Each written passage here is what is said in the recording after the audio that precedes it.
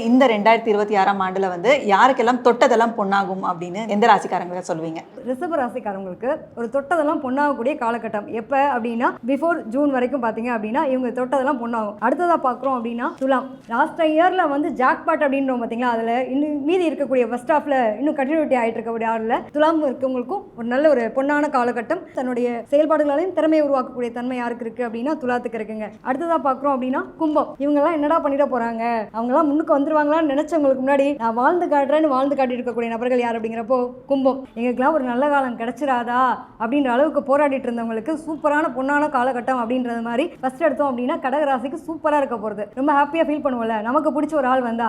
அது மாதிரி இந்த குரூப் வந்ததுக்கப்புறம் இவங்களுடைய வாழ்க்கையில் பொன்னான காலகட்டம் அப்படின்றத நம்ம எதிர்பார்க்கலாம். அடுத்ததாக பார்த்தோம் அப்படின்னா கன்னிராசி. கன்னிராசிக்கு சனியினுடைய பார்வை பாலம் ரொம்ப அழகா இருக்கு. அதனால ஃபர்ஸ்ட் ஹாஃப் இவங்களுக்குலாம் லவ் ஃபெயிலியர்ல உட்காந்துருப்பாங்க. செகண்ட் ஹாஃப் எப்படின்னு எடுத்துட்டீங்கன்னா த்ரிஷா இல்லைன்னா நயன்தாரா அவ்வளோதானே, கடந்து போகலாம் டைலாக் பேசிட்டு போகக்கூடிய நபர்கள். அடுத்ததாக பார்த்தோம் அப்படின்னா விருச்சிகம். விருச்சிகத்துக்கு வந்து சூப்பராக இருக்க போகிறது. என்ன எப்பயுமே வந்து செதுக்க தான் சிற்பம் ரொம்ப அழகாகும் பார்த்தீங்களா, அந்த மாதிரி நிறைய அடிகளை வாங்கி சிற்பம் மாதிரி அவ்வளோ அழகாக செதுக்கக்கூடிய நபர்கள் 2026 செமையாக இருக்க போகிற ஆளில் இவங்களும் ஒருத்தவங்க. அடுத்தது எடுத்துட்டோம் அப்படின்னா மீனம்.